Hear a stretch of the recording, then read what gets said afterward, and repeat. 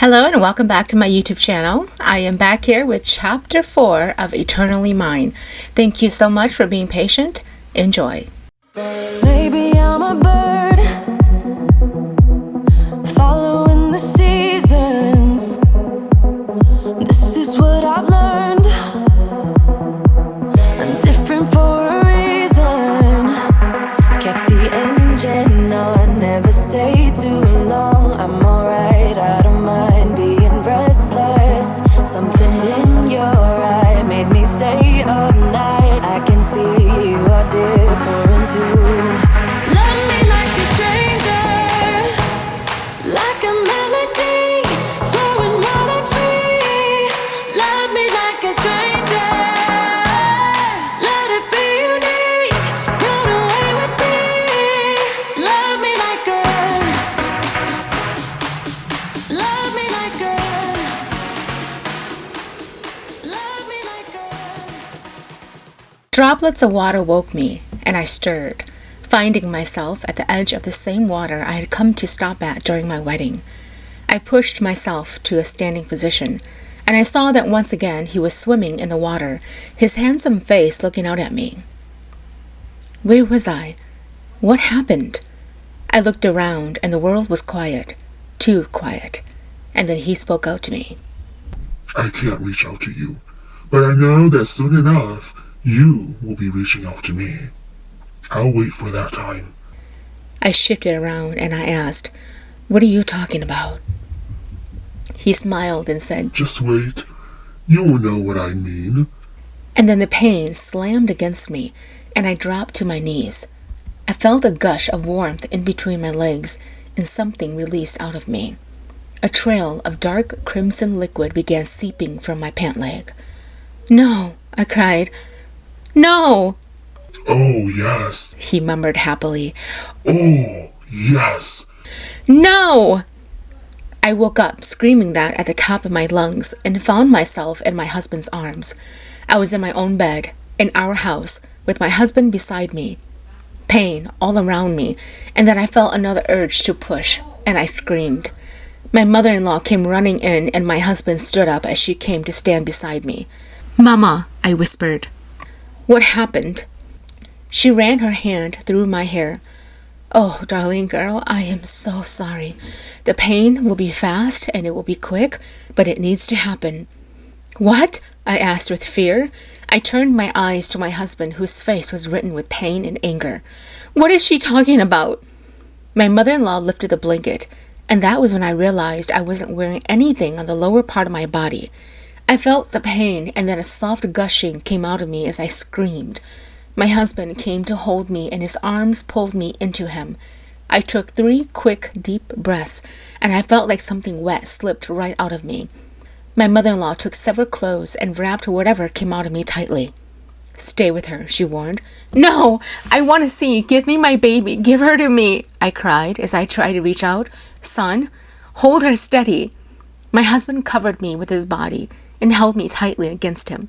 "Don't look, baby, don't look. Just look at me. Look at me." "No!" I cried as I felt my energy leave me. "You can't take my baby away from me. You can't take her away. Give her back to me." "I am so sorry, baby. I am so sorry. I'll give you another one." He kissed my cheek as I felt the pain murder my entire heart apart, and I let out a bloody scream that pierced the core of my soul. What did I do to deserve this? The child was mine. All mine, and why did this have to happen? "I should have listened to you," I whispered through sobs. "If only I had waited for you to come with me." "Don't blame yourself," Bua whispered. "It's my fault. I killed my child." He pulled away and lifted my chin to glance at his eyes. "No, sweetheart, you did not kill our child. It was not your fault, and I will make the person responsible pay for it. You did nothing wrong." He kissed my lips tenderly. "Baby, look at me. Stay with me. Don't linger anywhere. You belong here with me. Don't let your heart go to dark places. Don't go where I can't reach you." I sobbed as tears drowned me, and I reached up to touch his face. "I want my baby. I just want my baby. I'll give you another one, I promise. Look at me. Look at me. Stay with me. Please, stay with me. I felt the energy drain from me and my vision began to fade. I let out a final breath and let the exhaustion take over me. I turned sideways and my world got dark. As I shifted into the open waters, I arrived where he was waiting for me at the edge, his hand extending out, and a perfect smile called out to me. Come with me, Mai Thao. I have your baby.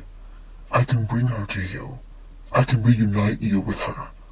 Come with me. I watched as he swam around in the rivers, the sun above me, shining down on us, and I watched as he continued to grin. I felt tired as I sat down on the ground, all desire to live disappearing from my heart. I felt empty, and as I laid my hands on my belly, no longer feeling the hardened shell that protected my child, I began to sob. My tears were drowning me as I hiccuped and dry heaved out my entire heart and soul. Oh, Mai Thao, I hate to see you in this state of mind. I told you that happiness doesn't last long, and that you would come back to me, He whispered. Be quiet with your pity, I said through clenched teeth. You are just a demon dragon living in the murky waters. What about life do you know? He stopped and stared at me. What do I know? I know a lot, darling girl. I know how it is when a child is ripped from your arms and you watch without being able to do anything. Do you think, just because I am different, that I suffer no pity or wrath of life and death? I have lived 1,000 years, and each day I feel the pain living and dwelling inside of me. I know the same pain as you do, Mai Thao. I let out a sob. Why take my child? Why was my child taken from me?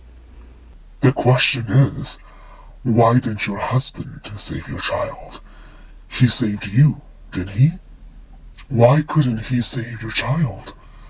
I began to breathe hard as he continued speaking. Listen to me, Mai Thao. A mortal like him, he has to choose one or the other.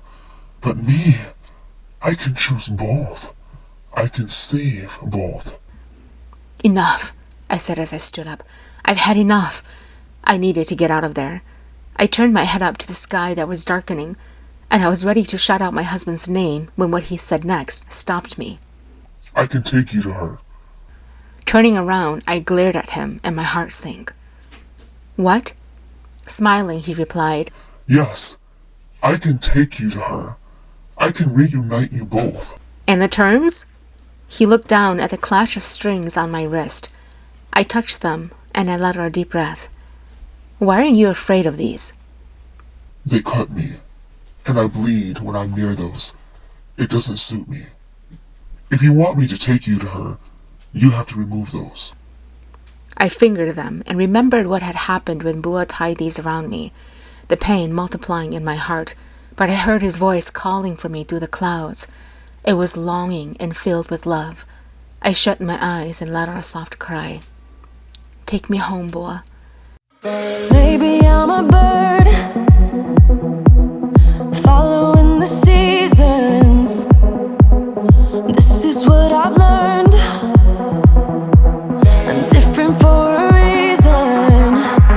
Kept the engine on, never stayed too long. I'm alright, I don't mind being restless. Something in your eye made me stay all night. I can see you are different too.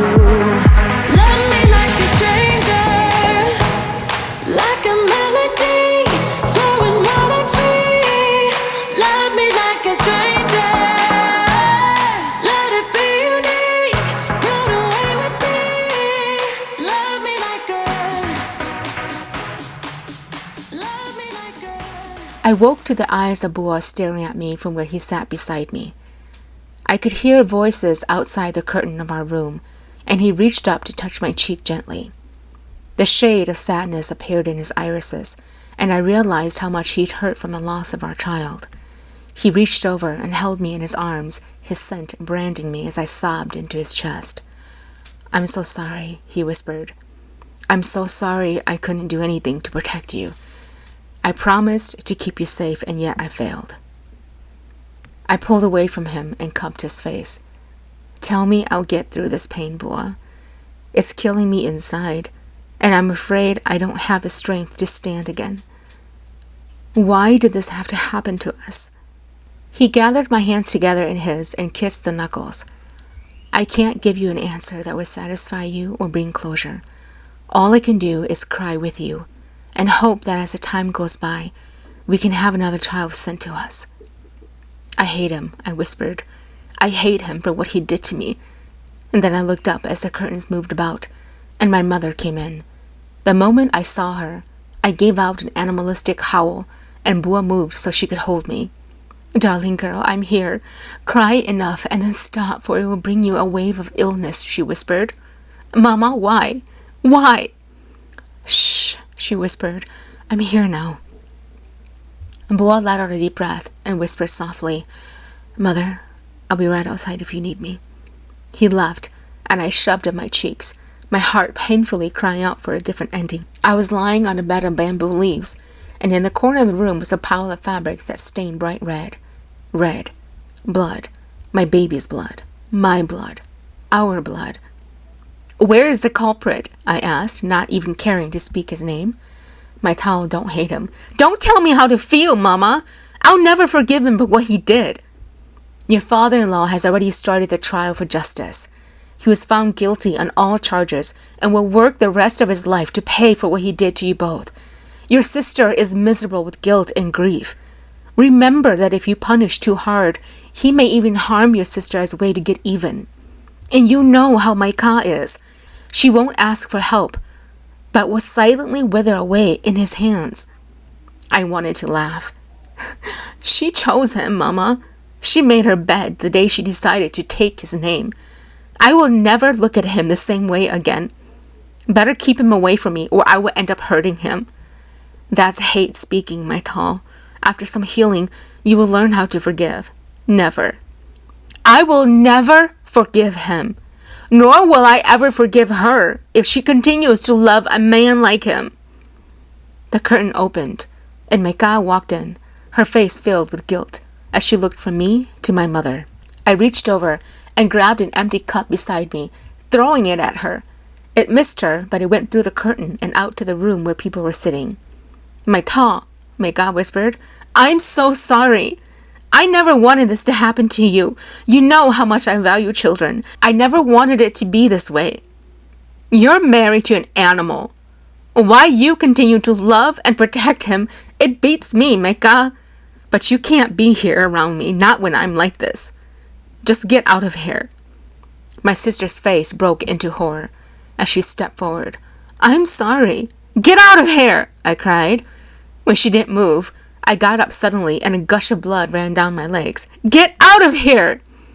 Bua came into the room and fought with my mother to get me down, the blood spilling onto the earth as Mai Thao's face crumbled into pained shock.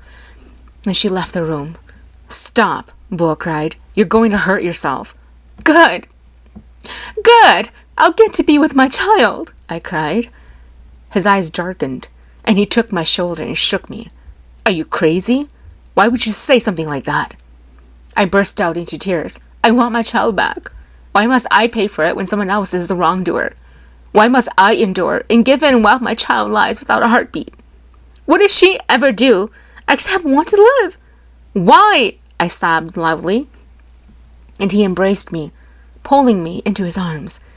My mother's hands ran down my hair as my husband lifted me up into his arms and laid me back down on the bed. Son-in-law, your arms, my mother said as blood stained them. It's okay, Mother, it's nothing, Bua whispered as he touched my cheeks. Don't do this to yourself. You have to remain strong. We will have another child together, and I'll make sure nothing comes to harm. But if you don't control these emotions of yours, you will go where I can't follow, and you know exactly what I am talking about. I sniffed, and the pain that tore through me continued to beat wildly in my chest. I just leaned into his hold and listened as my sobs echoed through the room. In all this, my womb was now empty, where it used to hold a place for a child. The thought of never having another child to occupy that froze me with fear. But as I held on to my husband, bleeding upon a bed of leaves, I heard his voice linger in my head. I can take you to where your child is. My waist was wrapped in a black cloth to bind the looseness of my skin after miscarriage, a hat over my head, and a bowl of hot chicken herb soup with rice sitting before me. I took a spoonful of the herb soup, and I felt my tongue gag. A woman who had delivered a child would eat this for 30 days, and her infant would be sleeping beside her as her body healed. For me, I would be weaning my body to return to normal and mending my heart back to life as I fed my body this soup.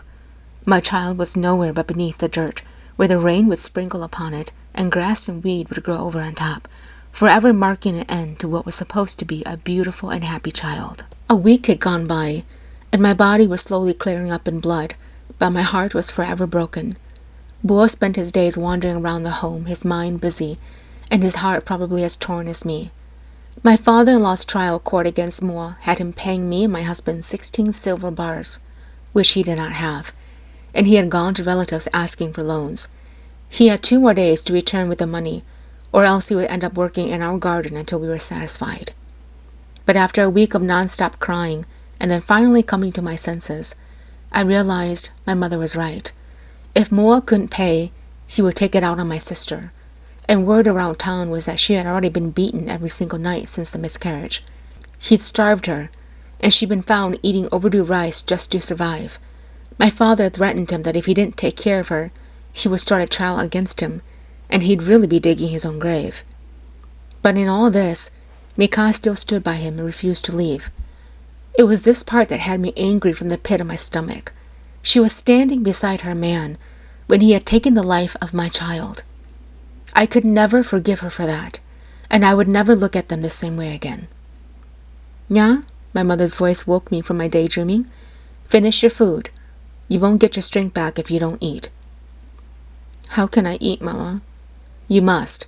I felt the tears threatening to spill over my cheeks. "But other women have a child when they eat this food. I just buried mine." "And you think you're alone?" This surprised me as I shot my head up to look at her. She sat down beside me and touched my cheek. "You're not alone. Every single woman out there has lost a child at some point in her life. She learns to live again because a child will be sent back to her arms." "Did you ever receive another child?" She smiled. "I did. He is your husband now." I burst out crying, and she held me. "Darling girl, I know your pain. I've lived through your pain. No one can take it away, but you cannot let it gut you alive. You did nothing wrong. Boa tried everything he could to save you. You just don't know how much he broke down and fell to his knees, begging and pleading his guys to take him instead of you and the child. But in the end, he lived, and the child didn't. It does something to a man, you know. You and him have to remain strong together and see each other's pain as one." That night, I found Boa sitting at the back, looking out at the vast mountains behind our home. He looked lonely sitting there, and my heart hurt what he had been hiding. I walked to him and wrapped my arms around him, and I felt his hands reach up to touch mine. "Are you okay?" he asked. "Yes," I whispered as he pulled me to sit on his lap. I smiled and saw that he'd aged in the past few days. "I'm sorry if I have been far away from you. I understand, Mai Thao, but don't push me away. I need your heart and soul to remain here with me." I pondered about telling him about my dream. As if he read my mind, he said, "Those dreams can hurt you when you are in that state." Smiling, I replied, "I thought you couldn't read minds." "I can't, but call it years of experience. Do you promise not to do anything that will cause you more harm?" Nodding, I replied, "Yes, I do.